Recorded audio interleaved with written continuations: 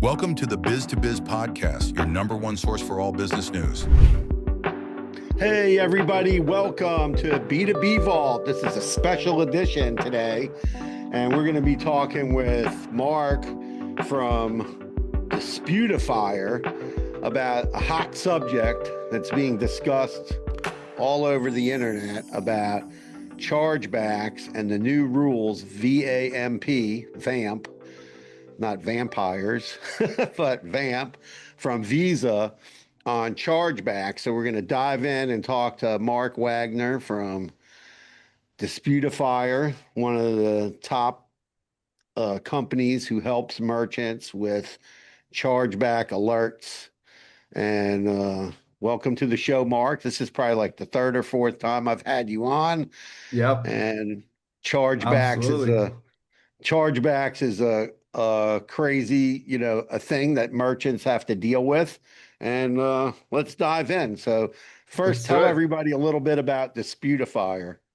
Yeah, absolutely. So Disputifier is a platform that helps merchants to even the playing field because we felt that chargebacks were a very one-sided kind of equation where it heavily favors customers and it doesn't really favor small businesses that are doing the best that they can. So we help merchants to automate the prevention of chargebacks as well as the recovery of chargebacks. And just help you figure out kind of how to stay alive and stay ahead in this ever-evolving game that is chargebacks.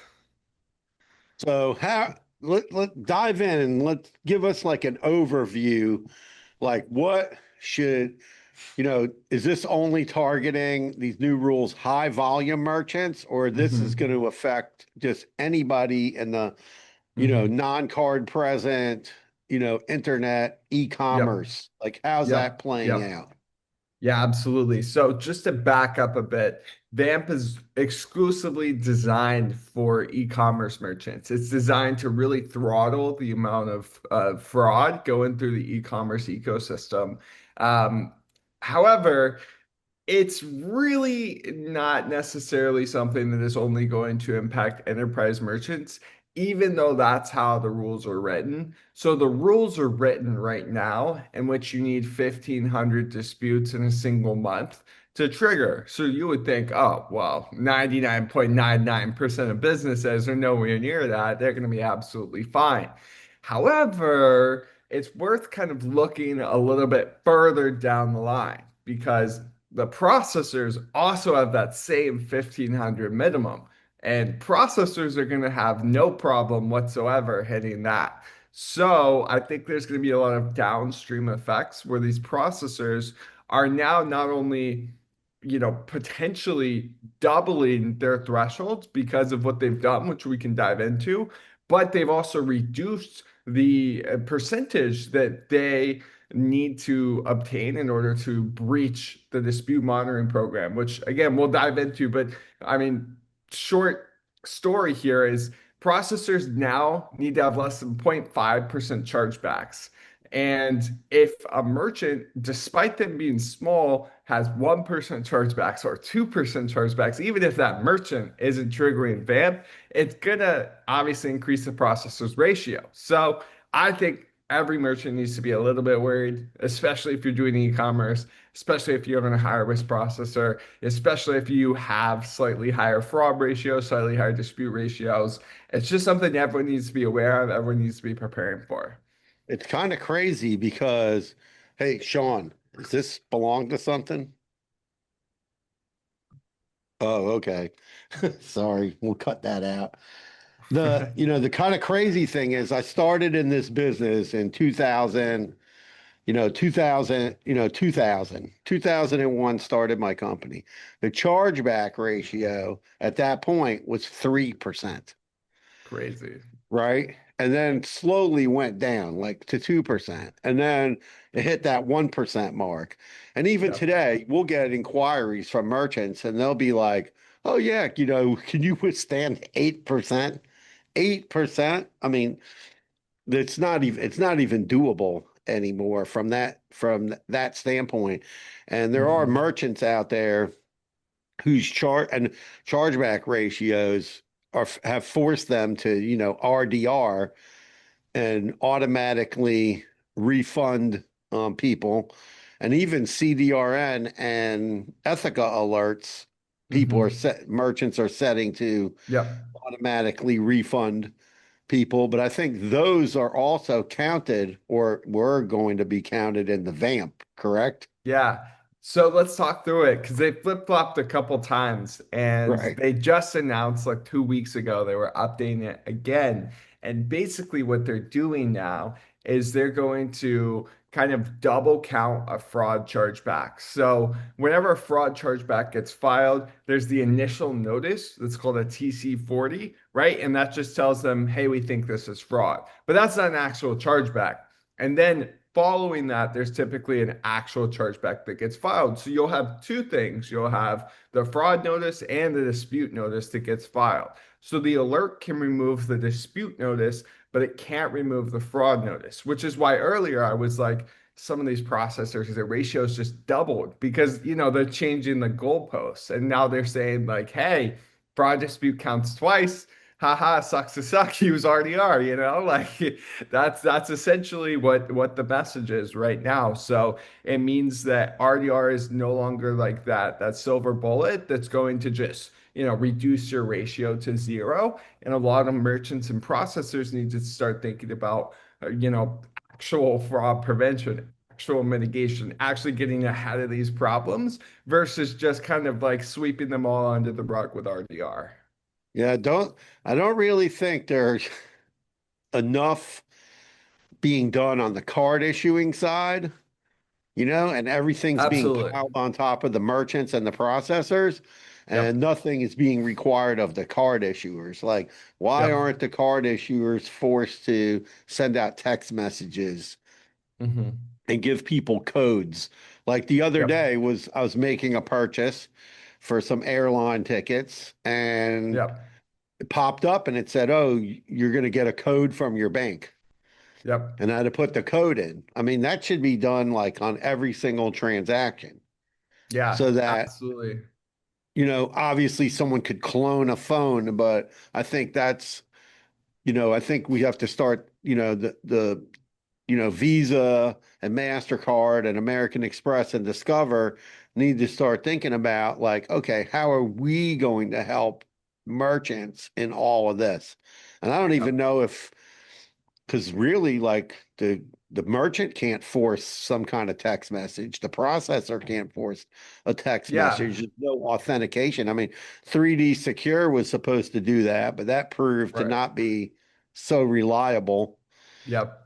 Yep. Yeah, 3D Secure is likely, I would guess, what that text message was. But as we know, I mean, they haven't really done much with 3D Secure recently in the US. These VAMP rules have nothing to do with 3D Secure. They don't mention it anywhere, which is obviously concerning for all the 3D Secure companies out there, right? Yeah. That being said, maybe it is somewhat of a more viable program as merchants look to just reduce fraud at all costs. But I could go into 3D Secure all day. It's unfortunately also not the silver bullet. It's just maybe one thing to consider. But I absolutely agree. I mean, there's nothing that says these issuers can't just file a TC40 on every single transaction. And some of them do to some extent, right? Like some of these guys are just sending fraud notices, fraud notices, fraud notices, and they may not even send chargebacks along with those, which is super concerning because that means merchants and processors, if they're exceeding thresholds, they're gonna pay for something that's not even a chargeback. Like, how does that make any sense? It's The fees it's really ape. weird. It's really weird. We've been seeing a lot more retrieval requests coming in, Yep. right? And then the Hmm. retrieval request comes in, like I saw got today, I see a chargeback. The original retrieval request was in the end of April. Here we are approaching the end of May, 30 days Yep. later, over Hmm. 30 days from the original request, and now it's turned into a chargeback. And I Yeah. don't understand. They're like, oh, show merchant needs to provide proof of EMV, that they read the chip. I don't understand. The issuer can see that the chip Right. was read. So why are they asking the merchant for proof? Yep. Like the same thing. They say on an e-commerce transaction, oh, provide proof of positive AVS and CVV2. Okay, they Yeah. know that they can see that. And this is like part of the game that I don't understand, you know. Yep. It's like there needs to be a better system for it, especially as they go in and they change all the rules again, and then they haven't actually built the infrastructure to support the new rules. I mean, there's a lot of things that should be changed with it. But Yeah. I suppose that's why there's so many chargeback providers such as us out there. Is like, the system is broken and we're just trying to do our best to fix it. So are you guys at Disputify, are you offering some fraud tools now that merchants can install onto their websites? Yeah, absolutely. So we do offer fraud prevention tools, which essentially help scan every single order. It finds any signs of risk, and then you can automate cancellations or customer verifications. And this, I think, is going to be, I mean, probably mandatory across most of our merchants because they just can't afford to let any true fraud slip through. But the hard part is the friendly fraud, which means real customer just kind of abusing the chargeback system. If I order Right. something from you and I'm like, I don't really want to pay for this, and I just call up my bank, there's not really a way to stop that. I mean, sure, we have databases, we can find problematic customers, but it's just a lot more difficult to find that than if I steal your credit card and go buy something off Amazon. They're two completely separate things. And with one, I mean, it's very easy to find. And with the other, it's not very easy to find. And if you do end up refunding all those customers, you could be refunding real people. So it's a tough dynamic because in the US, so many people just abuse the chargeback system. So that's not fraud and that shouldn't go against merchants, but unfortunately it does because everyone just groups it under this whole fraud category. But there's multiple different types of fraud, of which I feel, Visa needs to take notice and start segmenting these programs out, but clearly they just, don't care that much about doing No, so. the thing is this is like also like if people are doing a bunch of RDRs on a merchant, you don't know. You could be in some dark web. They could be in these guys can be in a dark web chat room on a Discord, on a Reddit thread. Hey, order from XYZ company, do a chargeback. They refund everybody. And then the next thing you know, merchant gets hit with a whole bunch of, friendly type fraud Hmm. of different from all over the place because whatever they're all of a sudden this hole in their uh system is exposed on the dark web somewhere. Yeah, I I've mean, heard that's what a of that lot of people happening. say. I've never understood the argument though, because if I go charge back from you, I get my money immediately, and then the merchant has to fight for it back. And typically, as a consumer, I never really see the back end of that. Like I never really know if the merchant's gonna fight it or not. So I think it almost comes down on the card issuers. Like if your customers have more than like a 1% chargeback rate, then why don't you enforce that just like you would for a merchant, Like there needs to be some sort of just rules that you can't just charge back 5% of your transactions or whatever, because clearly you're not legitimate, just like a business if you have 5% chargeback rate and you're a customer. So yeah, I mean, I think it's something that needs to be enforced on both sides. And right now it's just enforced again, still, it's a very one-sided thing that hurts small businesses and has no recourse for customers that abuse the system. Well, you see like large retailers, like Target, Kohl's, Walmart, when you go return, they want you to give a driver's license. And if someone's Mm, an excessive returner, you get really like raked over the coals before you can make a do a return. yeah, And in the yeah, stores, they monitor like, oh, is this person abusing the return system? yep, And I don't know. I never feel like they treat the merchants are all they're treated like criminals, yes, right? right, And the card holder just gets a free pass. exactly. But Yep. like when you were saying you get your money back, that's why I always tell friends of mine, like, don't charge stuff like that you don't charge stuff on a debit card because debit is not treat even though it's going through as a credit transaction, it takes way longer to for your bank to give you back your money through Hmm. a debit transaction. So if you're going to Yep. charge, just charge on a regular credit card. Yeah. It's like you said, you get your money back Hmm. and then, and that's it. The money's back. And if they rule not in your favor, then you got to pay the money, obviously. Yep. Yep. But with debit, it could take, it could take weeks before you get your credit back. Yeah, absolutely. Plus that cash back's nice, you know? Get Yeah, some yeah, points. cash back is nice and some points and miles. Oh as, yeah. as long as you have the system and you know you're going to use them up. Yep. Otherwise, Yep. take the cash back. That's my stand on that. Absolutely, I agree. So is there an additional fee from not like I don't know. There's other chargeback companies. I don't know exactly what their offerings are as far as fraud tools, but what kind of Yep. fees do you guys have when it comes to fraud tools? Yeah, for sure. So our front tool is just per order scanned. This covers our costs to like kind of load it into our database, analyze the order, etc. So that's just a fee per transaction scan. Typically, it's about 5 cents per order. We're doing some, volume discounts on very large merchants, but yeah, it's about 5 cents per order, which is pretty competitive in the market. We That's have a Stripe lot less Radar than and stuff most. like that. That's a lot Yeah. less than most of the tools. And what's it? An easy install process? Just some Yep, code. absolutely.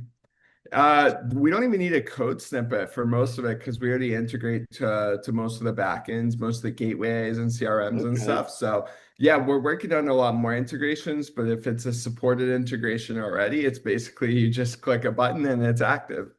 Oh, really cool. You'll have to send me a list. Yeah, Let absolutely. our clients know because it's super important. We'll include it in the podcast notes when we put Yeah, out the podcast. No, it's beautiful. super important, that because I think now when the onus is back on the merchants, you have to kind of figure out like, okay, what am I going to do? And not every gateway has fraud tools built Yep, into it. And then, yep, you have to go out and get other tools, on the side. So it's important to figure out how you're going to approach this. yep, I yep, talk to merchants every day, and I'm like, okay, well, how are you going to go? How are you going to deal with this, and how are you going to deal with that, and why? And a lot of them they just roll the dice. And then we were yeah, talking when we first got on, we were talking about two other things that all plays into this whole chargeback world is the FTC, has their hard rule on click to cancel. You must have a hmm cancellation button on your website, or you can get up to a $55,000 fine for not having a click to cancel. Per And occurrence, I believe, right? yeah, per occurrence, 55,000 up to. I mean, that's just crazy. And also, Yeah, California has their own rule. So you could get, if you sold to somebody in California or you're located in California, you yep, could get hit by both agencies. And then the FTC came out with their first round on the negative option, which I say is way overdue. All these free trials, especially in the higher risk merchant categories of Nutra, diet, and things like that. And I think that's going to really, combined with the VAMP rules and the click to cancel, this is gonna create a big uh I don't know what, a big learning curve for yeah. merchants It's one way to put it. that are that are in this. They're gonna have to come up with a game plan, right? Hmm. And Yeah, absolutely. how do you see that playing out? I think it's very well intentioned for sure. Some could argue like some of this regulation has already existed, such as like Rosca, dating back decades, I believe. But I personally think it's a good premise, like it's a good conceptualization to protect the consumer. Absolutely. I support it. Clearly VAMP is targeted towards higher risk processors that have a book that's not necessarily balanced and maybe supporting some of these higher risk businesses.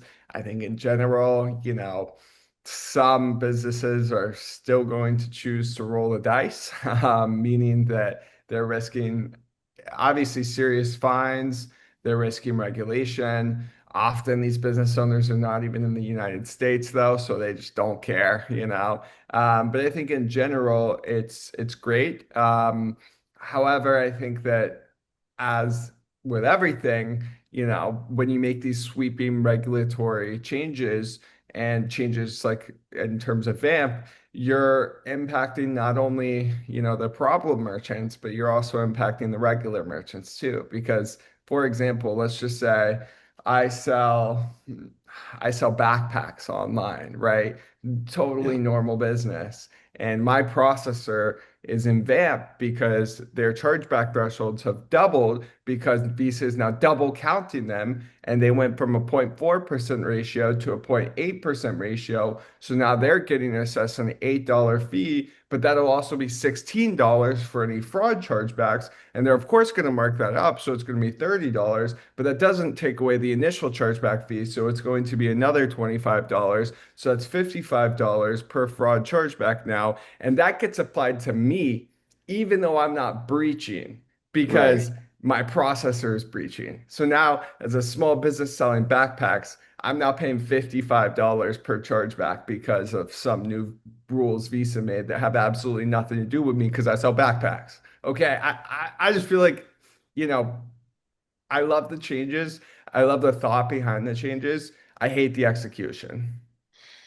Yeah, that's one thing. One of the processors we work with that does e-commerce, we have the merchants when we're boarding them, it says, oh, low risk retrieval request, high risk retrieval request, low risk retrieval, Interesting. ri low risk chargeback price, high risk chargeback price. Yep. Yeah, and also we see, processors like Stripe who never charged anybody for chargebacks Yep. now is saying they're going to charge. First, they said they're going to charge 15 bucks.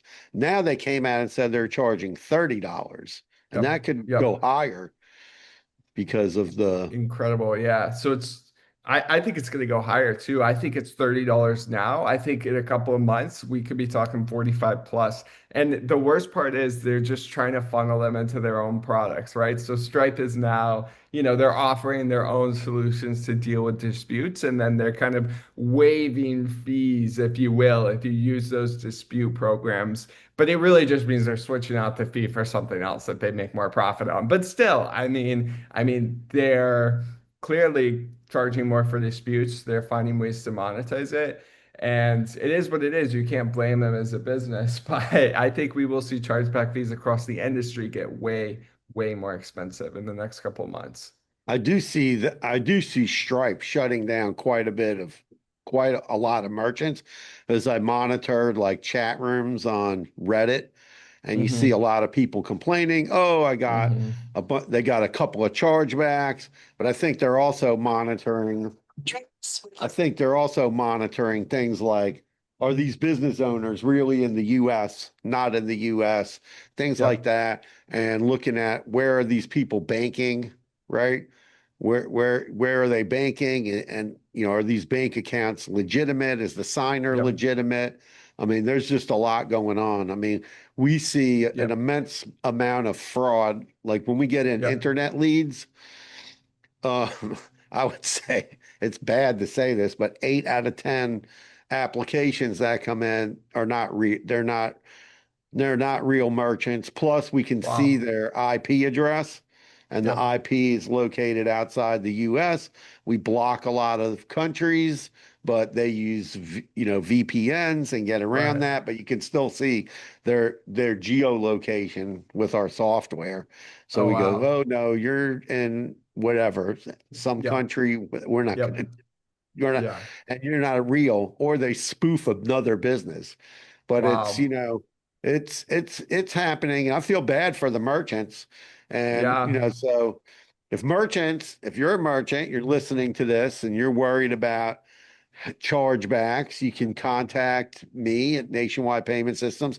We can get you, a consultation going about chargebacks and look at your whole situation and make recommendations on fraud tools, on chargebacks. I think every merchant needs to look at, especially if you're e-com or you're key entering transactions. I think you have to definitely start.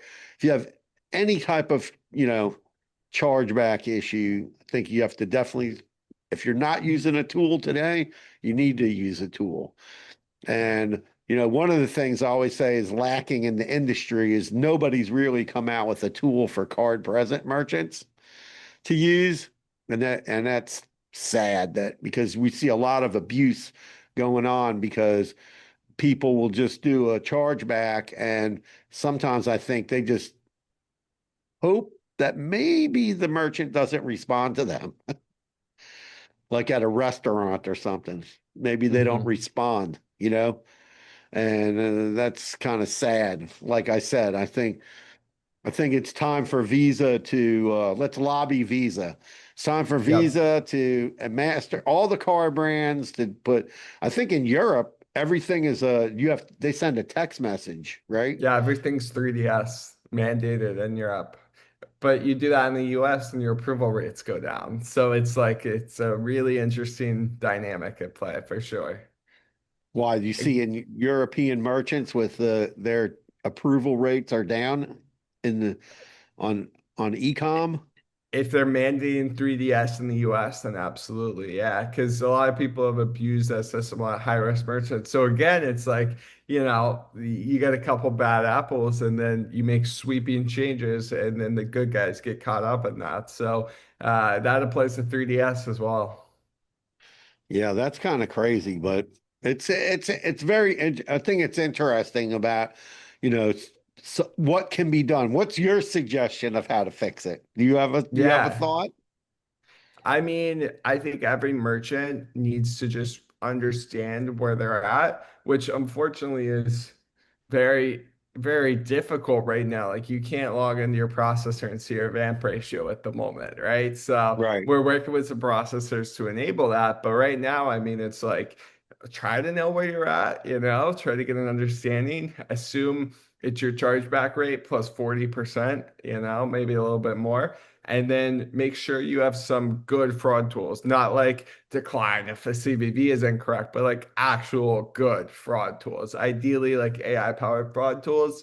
And then just, kind of understand where your chargebacks are coming from. Is it due to subscriptions? Is it due to, unclear delivery times? Like what could be causing that? And then ultimately just try to diagnose and fix whatever issues are causing the chargebacks. But I think that's kind of step number one. And if you're still having difficulty after doing that, then absolutely go talk with Alan, go talk with myself, go find an expert that can help you to truly diagnose what the issue may be, and then try to resolve that the best way possible. Yeah, I don't know if there's that many AI tools out there looking at fraud right now. Somebody probably needs to develop one. Yeah, yeah. There's a handful, but I agree. I mean, it's necessary for I think every card not present business heading into VAMP. Yeah. What do you think about like the affiliate marketing? How do you think that's going to get impacted? Yeah, for sure. I mean, I think for the higher risk stuff, it's gonna be a lot more difficult. It's gonna be a lot more expensive. They're gonna get even lower margins, and then again, they're just running insane regulatory risks from like the regulation that you were referring to previously. So I think that it's definitely changing. It's not what it was 10 or 15 years ago. And a lot of these people are kind of pivoting into like lead generation and that kind of stuff, which is certainly interesting to see. I think generally whatever's good for the customer is good for the overall environment. But I think the affiliate game is going to continue to look more and more different as we extrapolate this out and see how every processor is kind of reacting to it. That's not to say it doesn't exist or won't exist, but I think that the way it's done is going to look a little bit different for sure. Yeah. So if you want to find out more about how VAMP could affect your business, you can reach out to myself. You can reach out to Mark. You can find us on LinkedIn. Mark posts a lot about chargebacks on there. We've been in a few discussions on different posts with different people about it, and it's interesting. I don't see that many merchants chiming into it yet, anyway, because they might be looking at it. I think I saw somebody once that showed me a monitoring tool where they actually monitor how the traffic was coming into different websites, like how their affiliate traffic was coming in. And Yeah. then they rate it by like, oh, this one has too many chargebacks. This one, Yeah. good traffic, bad traffic. Hmm. And then they have Hmm. to like cut those people off. I think merchants are going to need more sophisticated tools in order to maintain this. I don't think those tools exist on a exist right now where you can just go out and find 5 or 10 of them, right? Yeah, So absolutely. maybe some of these AI guys will figure out, oh, I need to develop this AI tool to detect fraud. And, Here we are. right. Yeah. And Mark says he has something. I wonder if a couple of my clients that use Mark are using that already.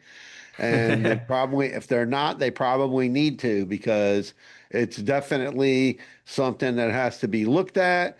And, and also, when Mark's saying like, oh, 1,500, right? You also have to think about your business, and like when you're going, okay, well, I'm going to scale this business, right? Well, when you're going to scale the business, this is the time when you put all these tools to use, not after you go, okay, now I'm doing 500 grand a month. Now I need to figure it out. You're not going to get to the 500,000 a month mark or the 100,000 a month mark, because you're going to get hammered from different things, right? So you have to think about this from like, oh, I'm starting my business, or I have my business now in place and I want to grow, and these things are holding me back. How am I going to fix this? And this is, you have to take those steps. And I think a lot of merchants, entrepreneurs, skip over those steps. But I think now it's completely necessary to put those steps in place. So put those tools in place so that you can grow, and you can grow at the pace that you want to grow at. And all of a sudden, I've had clients come and all of a sudden they're growing, and then all of a sudden, oh, boom, there's a chargeback. Oh, there's this, oh, shipping wasn't, explained correctly to the person. And I think that's another thing we're going to see processors crack down on, is making sure merchants have shipping times, and they're giving Hmm. people tracking numbers and all Yep. that. And making it available on their websites too, to better communicate. Because I think when merchants better communicate to their Yep. clientele, Absolutely. then they're gonna have less problems. And I think, mer- Absolutely. Yeah. merchants have to concentrate on how fast can I get this delivered to somebody. People aren't going to wait 60 days to get a product. Yeah, for sure. It's all that communication. And then, of course, like you said, definitely not, taking 60 days to deliver something. But if you do, there's a way to do it. And most merchants aren't doing it that way. Yeah, you got to think about your policies on your website, check boxes on the checkout page. Hmm. That's something we review with people when they come to us. They give us their website. We review like, oh, you need a checkbox for this policy, for that policy. You Yep. need this. Like they're really cracking down on, like you said, higher risk businesses. Like they want people to have like age checker on the checkout page now for different products, so that the person has to like take their picture, hold up their driver's Hmm. license, and prove that they're over 21 to buy those Hmm. products. Yep. So it's getting very, very, very interesting. Also, that Indeed. is going to help with the chargeback too. Somebody's holding up their driver's Yeah, license, right? right, and getting their picture taken by, age checker or persona or one of those, Hmm. authenticators, you're going to be able to send that in and go, yeah, well, this guy was totally authentic. This person was totally Yep. authenticated. So that's going to help you defend chargebacks too. Again, it adds cost, but Yep. I think people have to look at, what's a good, how much is this going to cost versus Yep. am I going to go out of business? Right. Yeah, absolutely. That's one way to put it. Well, And then you also got to balance friction too. Does your conversion rate go down if you do all these different security measures? And everyone has their own balance. That's why I think it's good to some extent that not everything is mandated across the industry, but it leaves room for merchants to figure out what's right for them and, take calculated risks, if you will, and just try to balance security with obviously, profit as well. right. And processors are going to force merchants to put these things in place over Hmm. time. It's not going to happen Yep. tomorrow, but they're going to force it. And then consumers are going to say, oh, well, I went to this website, they made me do this. And then I went to another website, they Yeah. made me do the same thing. So, Right. oh, no big deal. And they're just going to get used to it. But I think Yeah. we're going to see more and more of this authentication on checkout for certain products that are age restricted. Yeah. Then Absolutely. they were just going to see a lot of different things coming up, and merchants need to think about it. Hey, do you want to end up in a on the front page? Well, not the front page of the newspaper, but on Facebook or LinkedIn or somewhere on Google. Oh, Hmm. XYZ merchant sold to underage kids or Yep. whatever. Yep. It's getting tough, even in retail, right? Look, when we sell to liquor stores and smoke shops, we tell them like you have to get this age verification piece on your POS system so that you're age verifying every single person, and that just Yep. keeps you out of the loop with the authorities. Yeah, absolutely. Nobody wants them knocking on their door. Indeed. F Indeed. FTC, the police, et cetera, right? Now, Absolutely.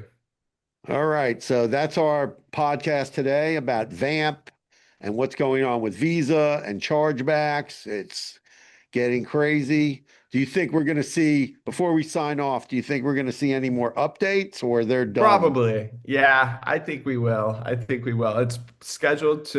Penalties are scheduled to start the end of September. And, we still have quite a bit of time. So I think they're going to continue to monitor to figure it out. And perhaps they will change some things because I don't really think it's sitting too nicely right now. So yeah, and maybe we'll do another podcast talk about the new Yeah, updates. we'll keep everybody updated, but I think Yep.